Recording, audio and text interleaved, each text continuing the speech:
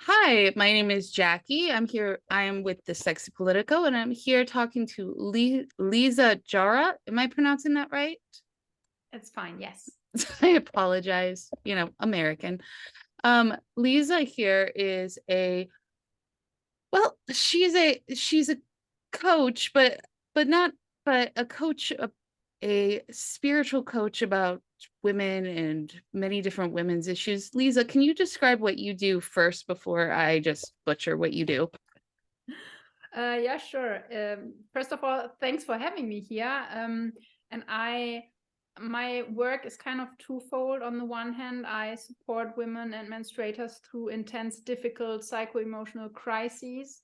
So I sometimes describe myself as a soul midwife, and this intense birthing of a different version of ourselves when we have to go through the dark night of the soul, so to speak. Absolutely. And also, I am a menstrual wisdom specialist training to become a women's pelvic health specialist. So I can better support or do the work that the Western medicine system isn't equipped to deal with, like with this holistic approach when especially women and people who menstruate face these issues like endometriosis, PCOS, severe PMS symptoms, menopausal challenges, incontinence, organ prolapse, all these things, because there needs to be a holistic approach to that. It's not just physical, it's always on the physical, emotional, psychological, and an energetic perspective. I couldn't Yeah. agree with you more. I honestly, I saw I saw your profile, and I need to talk to her.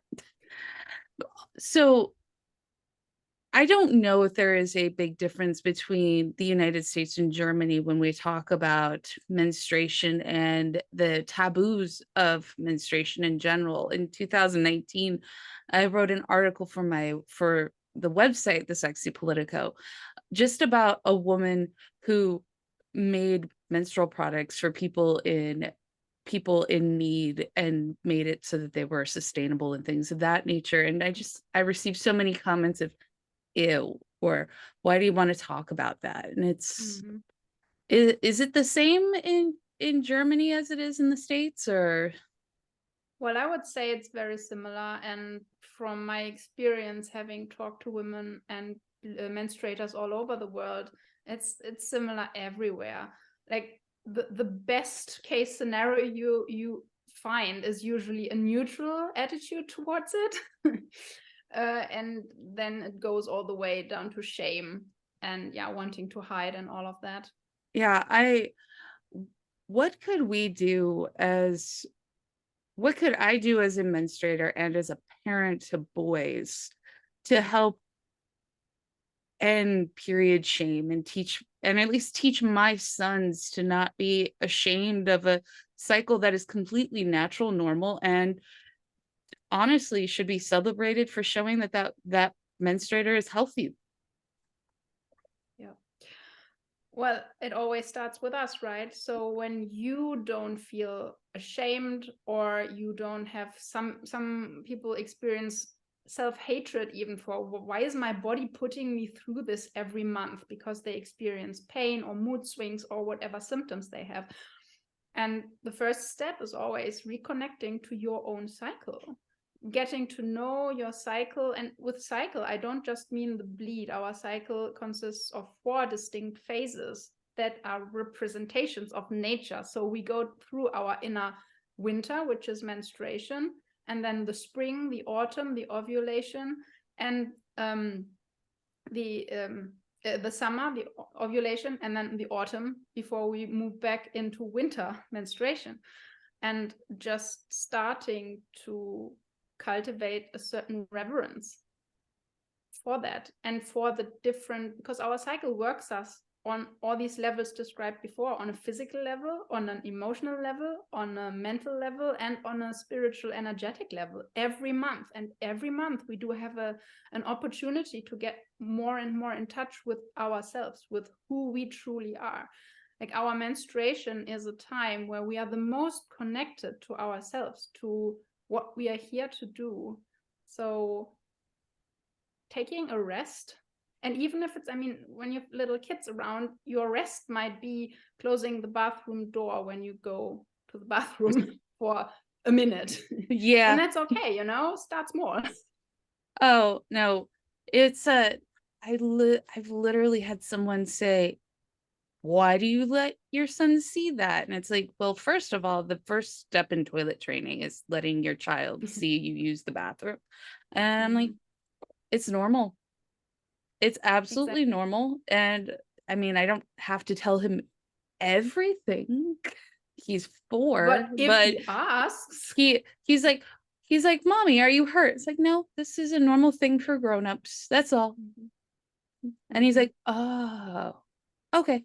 And then, he goes off and does his own 4-year-old thing. But, it's like, okay, it's normal, but a grown-up That's the thing. thing. When they already ask, why not be open about it? And that's the thing. You have to be comfortable with your own bleed and the whole rest of your cycle first.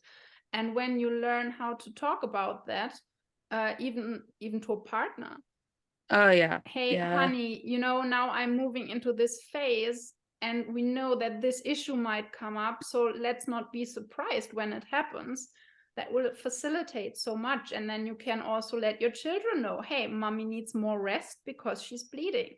Yeah. Or My husband has, in the years that we've known each other, it's like he's like, oh, this is time for you need the heating pad right now.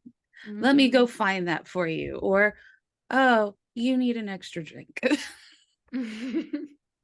But so we are at a time period where we seem to be talking about women's empowerment and women, you know, doing better and things of that nature, but yet we seem ashamed and afraid to talk about the most natural part of people who have a uterus, and that is the menstrual cycle. Why is that, and what can we do? What can we do to help? And first of all, I want to say that even if you don't have a uterus, but you are a woman, you still have a cycle. That's true Just too. because you've crossed the threshold to menopause doesn't mean your cycle stops. You still have a cycle. You just cycle with the moon. Oh, And so even that awareness that all human beings, all beings on the planet, in fact, are cyclical beings, just with different kinds of cycles, is the first step in recognizing that. And I mean, why why are we so ashamed? Why has it become a taboo? And by the way, I read somewhere that taboo actually comes from period. Louises. So like etymology wise, and because it's our power. Our blood is our power. Through our blood, we receive visions and dreams and desires to where we want to lead our community, our family, ourselves, and the world. And because it's our greatest power, guess what?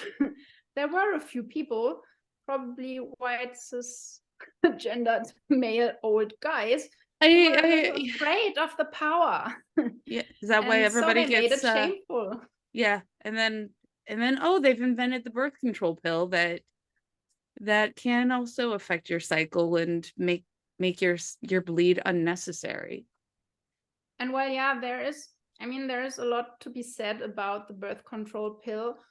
There was a series about pleasure on Netflix recently that I watched. And there is a truth to that this pill made it possible for women to be more empowered, to not have to take care of children so much because they were in charge of whether or not they wanted to have children. And that's certainly something that fostered and helped this whole movement, I think. And still, it's a massive intrusion into our natural hormonal cycle. I I sometimes I wonder whether or not, while the birth control pill has been a great thing for some women, but I wonder if we would be further ahead in things such as, in the United States at least, having parental leave and things of that nature, Mm. if it wasn't if the men who were in charge of this country didn't think, oh well, you have full control over the whether or not you have a baby or not. Why should we pay for you to have parental leave if you could just choose not to have children? Why the hell does it have to be on a female body? I, I mean, Why can't the men take a pill? it takes two to tango. It does. It really takes, Yeah. yeah. But so And even let's, that, I mean, here in Germany, we do have parental leave. And like, if you want to, you can take up to 3 years. But due to the money you receive, it's not enough to really do that for 3 years for many, many families. So very, very early on, after giving birth, a lot of women and birthing people here have to go back into a job because otherwise the family doesn't earn their living. yeah, my husband was taking meetings at the hospital when I was giving birth to my second child because he doesn't work, he doesn't make money, and he is the only income earner at the moment because I refuse to say I don't work because I work my butt off every day taking care of two small boys. Oh, yep. But so let's move into the idea of period poverty. So period poverty, at least in the United States, is the idea that that the the tools to keep your I hate the phrase feminine hygiene, but I guess that's the best word I have in English. The feminine hygiene products are expensive and taxed in some states extraordinarily, and women and those with uteruses who need these period products, there are people who can't afford them. Even the cheapest bag of pads or tampons. And people, when they are looking to donate things to shelters of any form, they don't think about menstrual products as being something that needs to be donated. What does that look like? What does that look like in your country?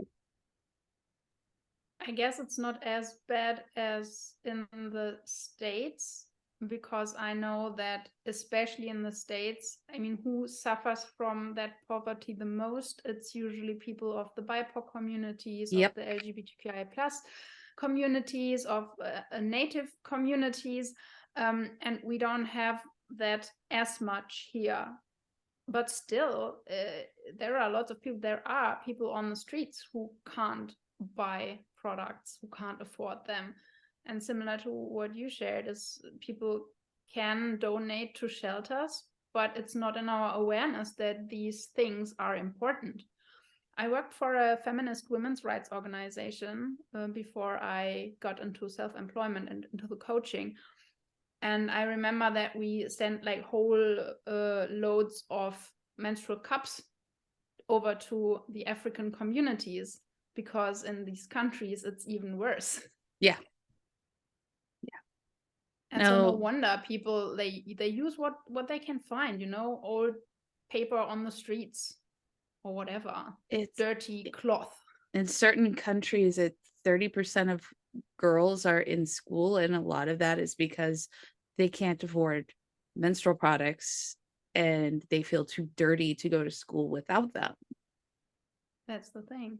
And that happens in the States.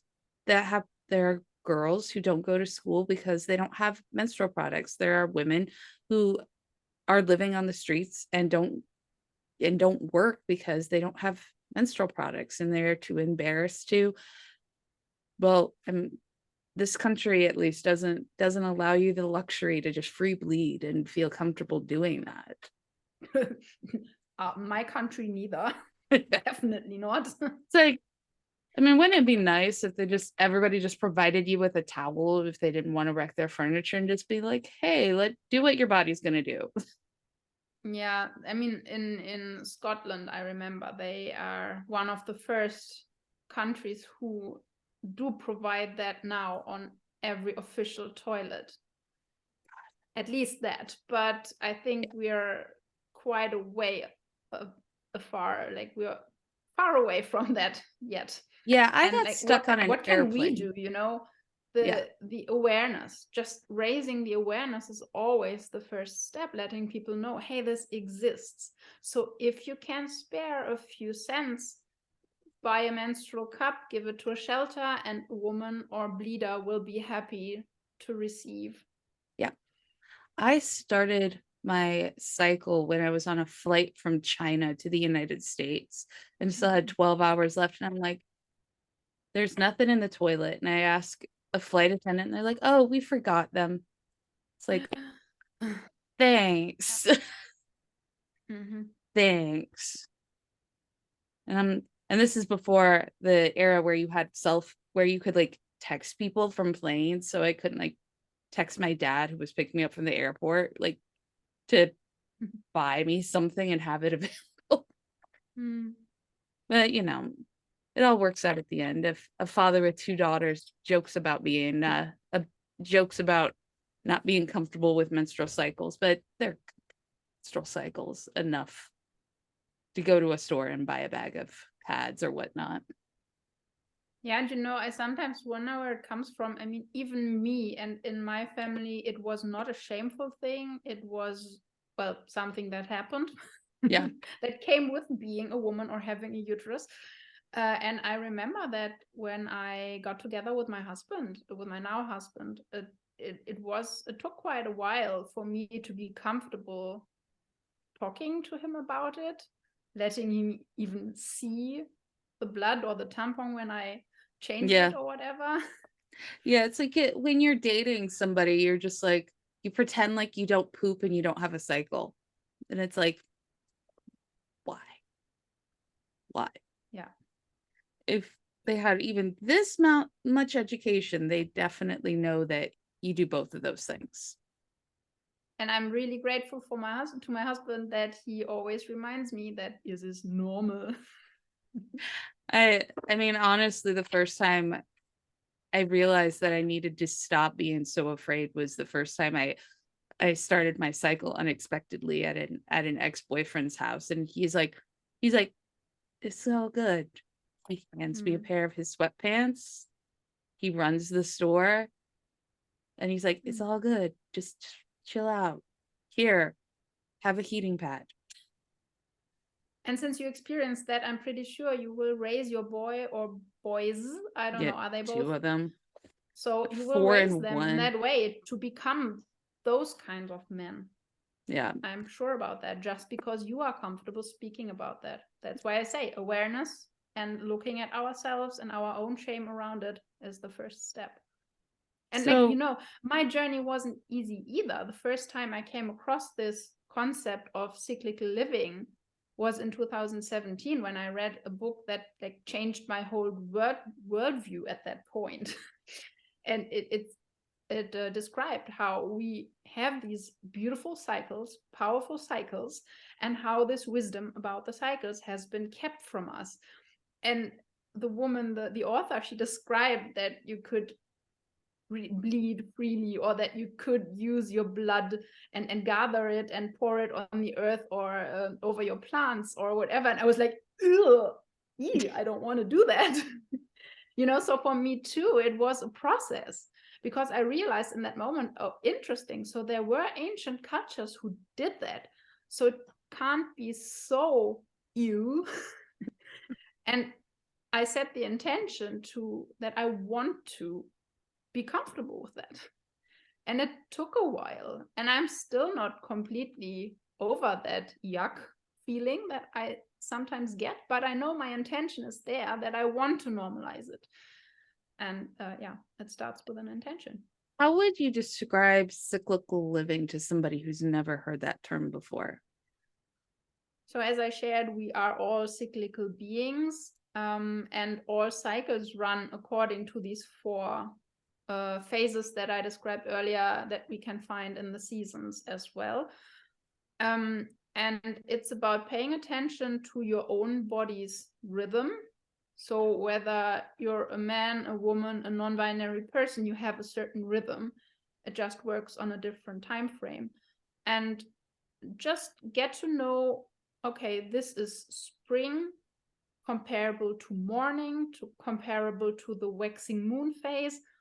How do I feel? And track that on a daily basis, like a word or 2 words for how you are on that day. And my inner summer, what's that like? How am I in my inner summer? What's different to spring? And same for autumn, same for the bleed, the inner winter. And then over time, you will notice that there is a certain rhythm to your personal cycle experience. And then you can start, if you like, changing your life a little bit, changing your habits, or changing the days you exercise. Maybe you want to do less and have a bit of rest during your menstruation, and all these things. And as I often say, because people can get very fixated on the idea that, oh, this is how a cycle should look. Like, Yeah. I have to be exactly like that. I have to bleed like that. I have to eat this in one phase and that in another phase. And that's, again, our patriarchal conditioning kicking in, that says there's one right way to experience your cycle and one right way to do cyclical living. And there isn't, because Yeah. your body is always right. So look at what your body does, how your body feels, and then bring that awareness into your days. That's what cyclical living is for me. So instead looking, okay, I feel inward, a little bit anxious, and maybe reflective, but I have a full plate today. So how can I honor my inwardness and my anxiety in that full schedule that I have? Maybe speak to myself in a more soothing voice, or schedule a break with where I don't see anyone, so that my nervous system can calm down. So always coming from, where am I at? What's the outside world like? And how can I honor that in the outside world? I mean, after I had my I got so in tune with my cycles. My menstrual cycles, that I could be like, oh, okay, it's gonna start today, sometime today. Like, I would know that and I would be right 9 out of 10 times. And after I had my first son, 2 months later, I wasn't able to breastfeed. I was good. I was back right on track. And it really messed with my head after I've had my second child, that I didn't go back to having such regular cycles as I did before. And so, while my husband says, maybe this is just you got to figure out your new cycle, but just double check to make sure, because your family has a history of cancer. But double check that, but it's probably just a new cycle for you. Mm-hmm. That's the thing. And we change all the time. Yeah. We are never, like, even from one cycle to the next. And I compare it to nature, no spring looks the same like any other spring. So why should your inner spring always look the same? Yeah. Yeah. I think that young women are conditioned in this day and age to be able to do everything, be be even keel, be the same all month long, and that people should not be able to know whether or not that they're having their cycles, that it should be like this big secret, and you should be just shocked and ride a horse and go swimming and be happy all the time, when in reality everybody has those ups and downs. And why should we all live perfect, act like a robot? Yeah, that's the thing. It's a robot. It's not a human being, or any being for that matter. True. And again, it's this society that we live in that teaches, oh, spring and summer, like this outward energy, this active doing energy, that's what we want. And we don't want the inward reflecting, because when we start reflecting, oh, we become aware of these structures that were put in place, and we might find ways to overthrow the system.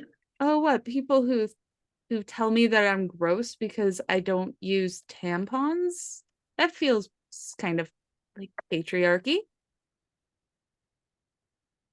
That And feels again, I could not imagine using a menstrual cup or anything before I had this big wake up call, And by now I use sponges because I don't like these cups, but the sponges are a bit like tampon, but they are nature made. And now I Yeah. have to touch my blood. Yeah. I And have the no first few times it was strange. Yeah, And I now have I'm no used to problem with touching any which I used cups for a little bit, but I have found after having my kids that it hurts to put it. anything up there that during my menstrual cycle, and I don't know why, but and so I'm like, all right, pads it is for right now. Mm. And even there, you can use the reusable ones that you It's can just wash, and they are better for your system anyway, because most of what you find out there as products is just heavily disinfected and chlorine plastic. and everything. It's really weird when I borrow a pad from somebody and it smells like a flower, and I'm sitting there going, Mm. it's not supposed to smell like flower. Mm. Nothing's supposed to smell like a flower down there. It's just supposed to smell like woman, and Mm. every woman smells different. Yeah. Anybody who thinks we're supposed to smell like flowers and pina coladas and I'm like, nope. And still, that's what we see portrayed in many advertisements, in many films. I mean, I when I watch films, and I love films and series, and like a question that pops up in my head quite often is like, why do they never talk about how women deal? Like, you've got this amazing, strong, confident woman that saves the world, but what does she do when she has her period? And Yeah, like, I why mean, come don't on. people show that? I mean, basically, on TV, they every once in a while they show someone asking for a tampon in a bathroom, and then they become best friends forever. Like, no, that's just being a good person. Mhm. If I've become best friends with every woman I've given a pad or a tampon to, I would Mhm. have a lot of best friends. Mhm. And something that you talked about earlier, that young girls, when they start their period, they are more told to like hide it and be on 24/7. And I really would like to bring this ritual of the red tent back into our world. I don't know if you know about that, but like No. red tent was the place where in a village in ancient times, the people who bled were gathering during their bleed just to relax. Children were taken care of by the rest of the tribe or of the village, and they would like do things that nourished them. And also, like a girl would look forward to the day that she would be invited to go there. So it was connected to something very positive to be one of the club, so to Yeah. speak. And in that, I mean, there were women of all ages or bleeders of all ages gathering. And so young women would already understand what it means to bleed, the responsibilities that come with it, the joys that come with it, the self reflection and self awareness and self understanding that comes with it. And they would also see what it's like to go through birth and all these topics, or what it's like to have a fight in your marriage. No, I used to substitute teach, and I remember substitute teaching for a fifth grade classroom. And this girl comes up to me and she's like, I need one of those things. And I'm like, and I'm thinking pencil, eraser. And she's like, I need something in a brown paper bag. And I'm like, I don't like going through the teacher's desk because, it's not mine. But I just open up her top drawer and I'm like, brown paper bag. I'm like, oh, that's cool. You, but she was a fifth grader who was just told to be ashamed and just asked for a brown Mm. paper bag rather than saying, oh, I need I need to deal with my menstrual cycle. And then they didn't have trash cans. So those girls had to go to the teacher's Mm. bathroom to, you know, throw away the papers and things like that. And like, really? We can't have a trash can in there? Yeah. It's ridiculous because, I mean, it feels young in your head for a 9 or 10-year-old, but my mother was preparing us at 9 and 10 years old because she got her cycle started at 9 years old. She was worried about me because I started at 14. Mm, mm, Like she assumed that we would be just like her. And it's like, no, no, nobody's the same. mm. But I can't, I don't want, I would just love for women, girls, people who menstruate to just, I mean, yes, I know that there are trans people who have their own dysphoria when it comes to menstruation, but I would just love to see that society in general to just stop thinking menstruation is yucky because it's not Mhm. yucky. And It's I the thing mean, that brings life. it's called the blood mysteries for a reason, because to the ancients, it was a mystery that a woman or a person with a uterus would bleed without being hurt, without a wound. You know, it's a mystery where that comes from. And we are all born from and birthed through the blood. Yeah, exactly. I've given birth twice and it's there's a lot of blood involved no matter which way you go. There's a lot of blood. It's it was worth it for me, but I think we need to as a society teach those with uteruses to understand their cycles and also to understand why their body does what it does and to not feel as though their cycle needs to be controlled or tamed. Mhm. Mhm. Exactly. That's why I teach what I teach, or why I coach on what I coach on.